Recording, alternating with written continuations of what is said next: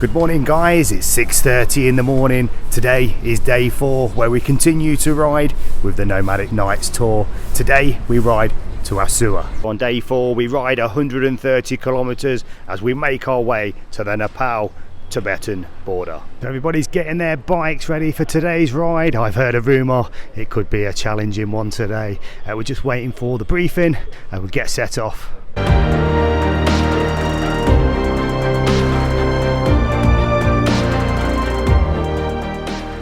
Luckily for us, we're going out the hotel on our first turn is left. They do ride on the left hand side of the road here, so we're going with the traffic. The first battle's just to get out the city here, and then hopefully we'll find out what the roads are going to be like. I think we've got quite a bit of off-roading.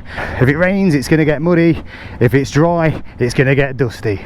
So today is extremely warm. It's only kind of 9:30 in the morning, but already the temperature is soaring. I've got the air jacket on again today. I think I might have to change tomorrow as we start gaining some altitude. I believe we're at about 4,500 feet at the minute. So one other thing we've had to do, everybody's taking altitude sickness tablets. So we've got a guidebook with some directions to get us out the city. Here we go guys.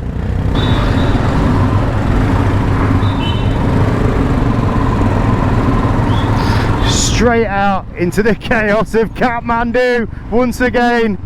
It's just nice to get moving on the bike.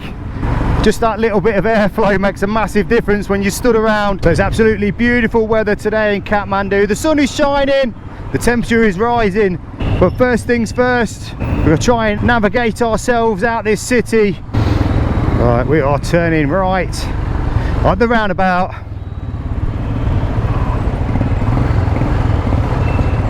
Just need to adjust these mirrors a little bit. So we've all just pulled in just to quickly regroup. Looks like we're turning back on ourselves.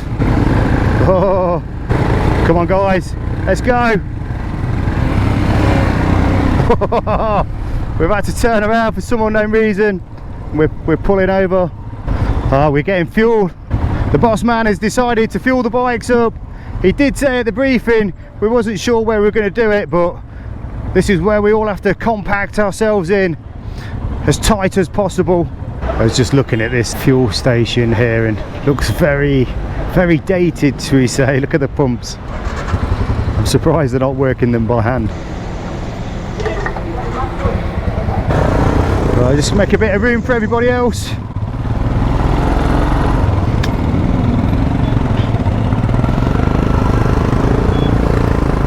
Bike for a second here and there, just show you the wider angle of where we've just fueled up.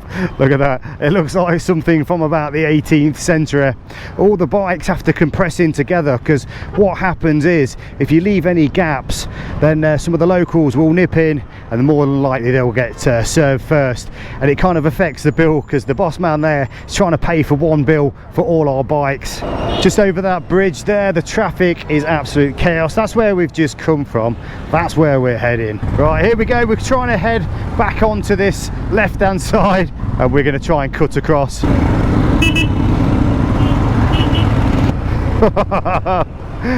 10 times. Right, we're fueled up. I think there was quite a bit of fuel still in my bike. It didn't seem to take them long to top it up. I mean, when we get into some of these remote places, and they will be remote, fuel stations are very, very limited. Luckily, the Royal Enfield Himalayan has got a massive tank range, and this is why this sort of bike is perfect for these kind of adventures. I mean, just in one day I've seen 2 motorcycle accidents. I remembered to set the clock today as well to 0. Oh, we're through, we're through. Yeah, you've really got to take care with these buses on the left. It's getting tighter. Go on, buddy. I thought I'd let him go. Pedestrians are trying to cross the road. Whoa, he was pulling out. Nah, it's a bit edgy, man. Yeah, you squeeze through there.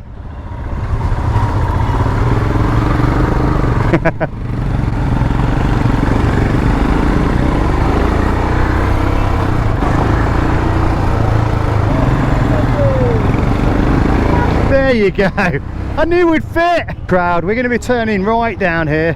4.2 kilometers. We've actually done 4.4, but obviously we span round to go get some fuel. It looks like the traffic's moving on this side, and we are going right. Seems to be a few ambulances out today.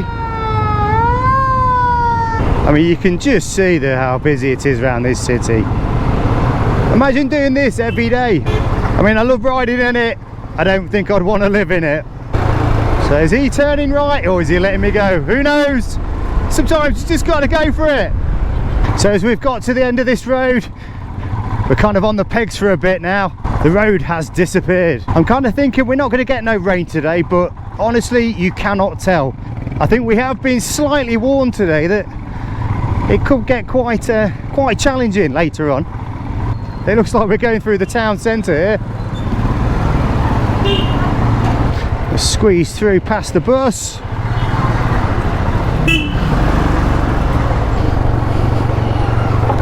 Oh, I think we got a man down. Did we got a man down? Oh, that was close. I don't know if you saw that on the camera, what I saw. Saw the back end go. He's looking at his bike. He's thinking, what happened there? Maybe he just lost grip, but he stayed up. That's the main thing. We've just started to sort of wind up the mountain hills now. I'm trying to wind it on. Second gear, full throttle. Takes a little time to build them revs up. As soon as you lose that momentum, you start pressing the brake. It takes a little bit to get the bike moving again. You don't need to rev them out. They won't go any quicker. You just need to squeeze the throttle and ride the corners. That's quite steep. Oh, we've got his biker on the left here. Nearly kind of ran into him. It's a first gear job, this one. These corners are tight. The one thing I do like about these Enfields is the seat is comfortable.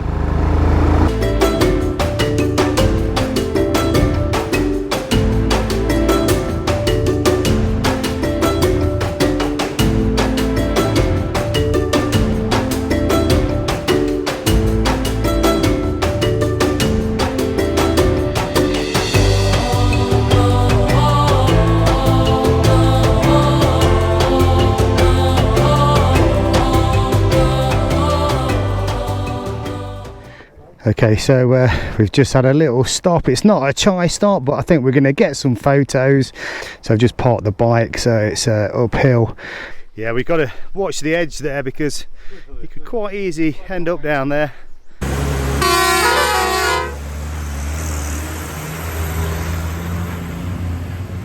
Yeah, I mean, you can just see how the road snakes around the mountains, and that's kind of what we've been doing. It's absolutely beautiful.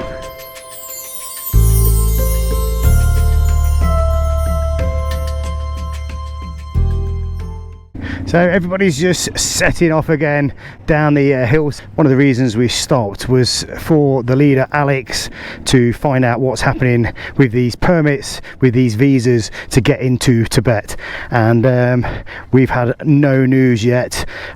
So we are literally making our way to the border with no visa.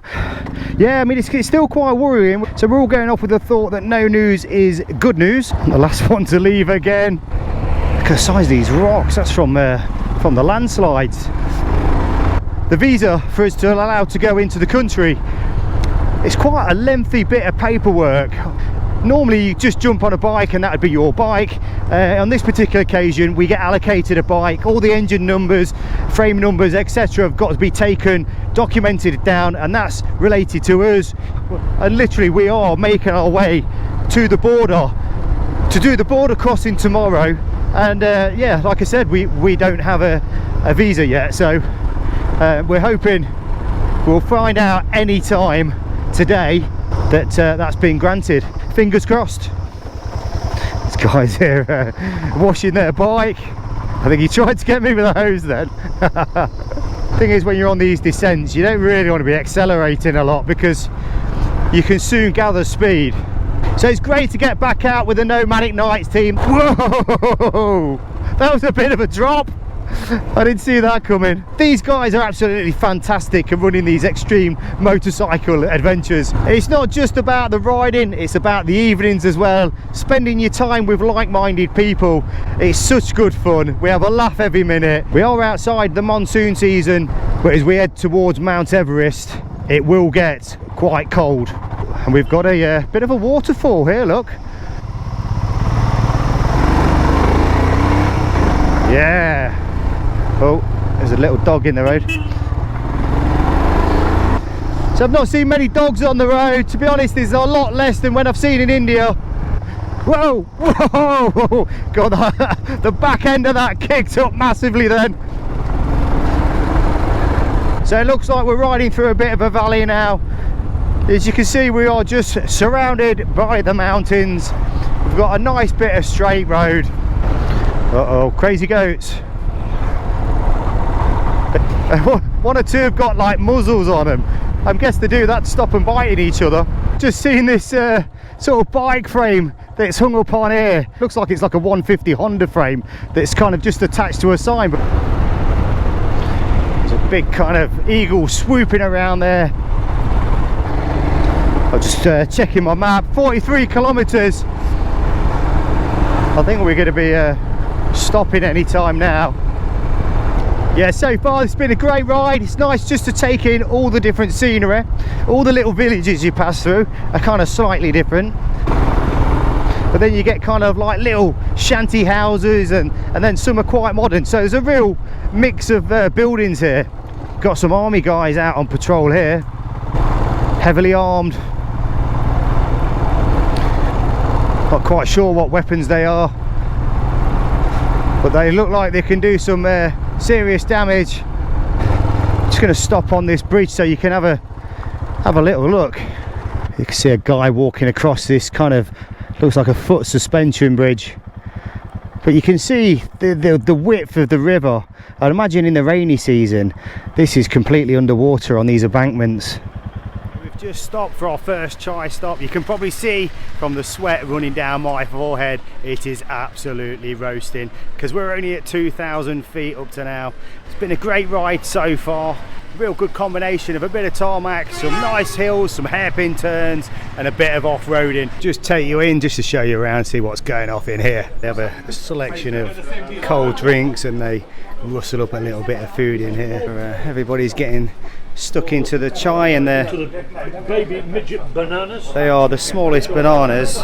Twice as intense as any banana grown in the UK.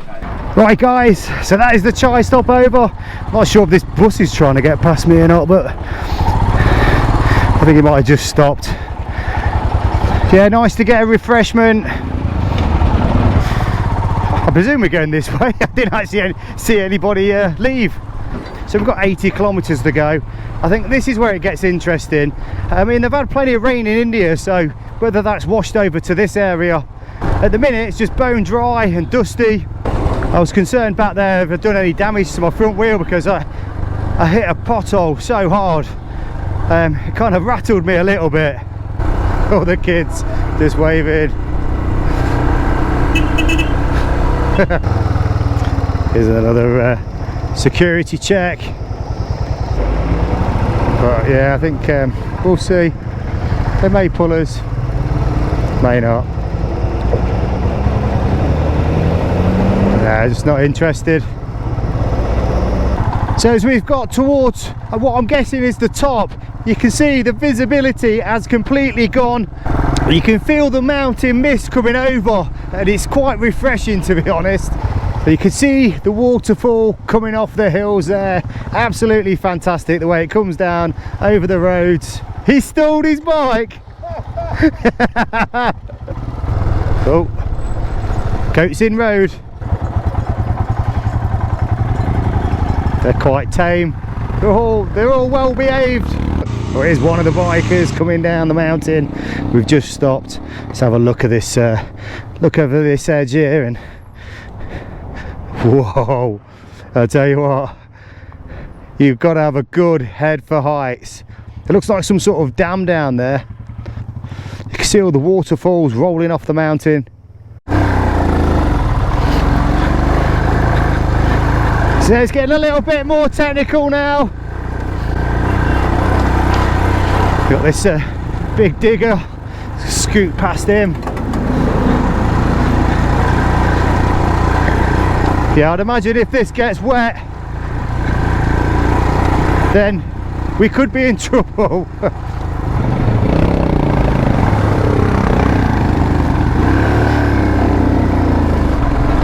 Yeah, it's getting a bit more challenging. Kind of slippy rocks. Oh no, we've got a man down. We've got a man down.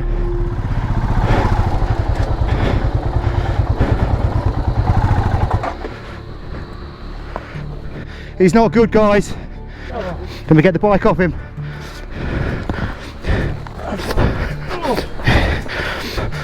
Do you want to come and rest on these rocks to the side here? Right. Okay. Right. He's not good. Grab on my bike, grab the orange.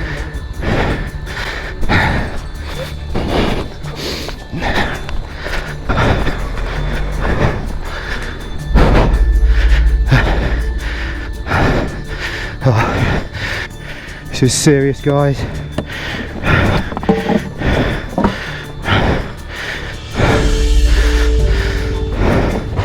Move my bike out of the way.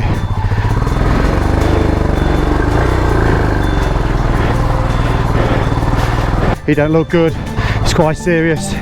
Let's see if we've got some. Oh, we've got 4G full signal. Right, so yeah, that wasn't good. It's never nice to witness anything like that. You know, these rocks are really slippy, really big, and you can see how misty it is now. And one of the riders there had a bad crash out. He's okay, but he's just waiting for the support truck now. We're kind of just going to keep pressing on, just so we don't delay the whole team too much. But I think he's going to be fine. I mean, look at this. This is pretty hard terrain. I was told there was a tour here a few years ago and 5 people didn't make it through this bit. I mean, it's not even raining today, guys, so you can imagine what this is like when it's wet. And then you get around the corner and the mist clears and the sun is shining. It's a decent sized waterfall there. This one's running under the road. Wow, look at that. And that's coming right from the top there and rolling right off this edge. So if we could take a closer look, that looks pretty amazing. Like, we're getting bogged down here. Just when you think you're out of the thick of it, oh, it's a neutral. We are on the wrong side of the road for this. Oh no.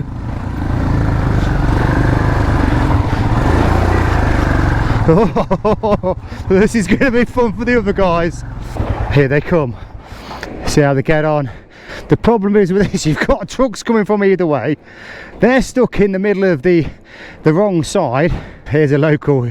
He knows the route. They should have waited for him. Just gets a little bit boggy. There's a little bit that you can't see there that if you get stuck in it. Yeah, we're all through. Well done, guys. He's getting through on a sports bike. Here we go. Got a couple of cheeky monkeys. And they're just bouncing up there. Oh, there's quite a few actually.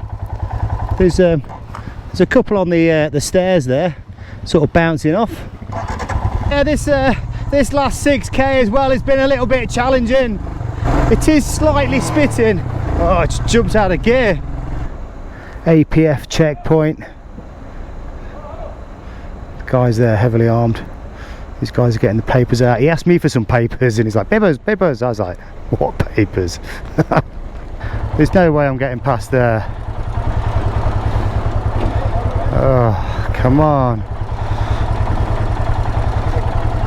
I mean, I don't mind squeezing through some tight spots, but I'm not going to get through here. So just back there I was completely searched. I'm kind of on my own here as well. Our passports, we don't have them with them. We're always carrying documents, but our passports are with the agent who's still trying to get us these permits into Tibet. They pulled my drone out, sort of pointing at it, and I was just kind of shrugging my shoulders. Yeah, they kind of let me go really, but I don't even know what the rules are, to be honest. I don't think I should be filming right now. Well, might be an opportunity to get through. I just hopefully they're going to let me through. Right, God, this is a right battle here. Right next to the cow. Stinks. Come on, we've got to be about there. I'm clocking 128 kilometers. I think this is the hotel. Here we go. Here they are. Here's the boys. We have made it. Oh, the boys are already on the beers already. Cheers, lads. So guys, we've made it to the hotel. The Hotel Riverview looks a superb place. We're only 1 kilometre from the Tibetan border. Today has been a challenging ride, 130 kilometres, and it's been a tough one. And we still haven't heard any news on whether we've got our visas. So join me tomorrow in the next episode and we'll find out whether we can enter Tibet. So I hope you liked the video, guys. If you've not subscribed to this channel, please do so. Give us a like and I'll see you in the next one. This is a proper little shanty town. So we've got to walk across the border and take the bikes. How does that work? They don't know I'm recording because it is strictly forbidden. Every bike is getting searched. We have been waiting about 3 hours. We are getting searched.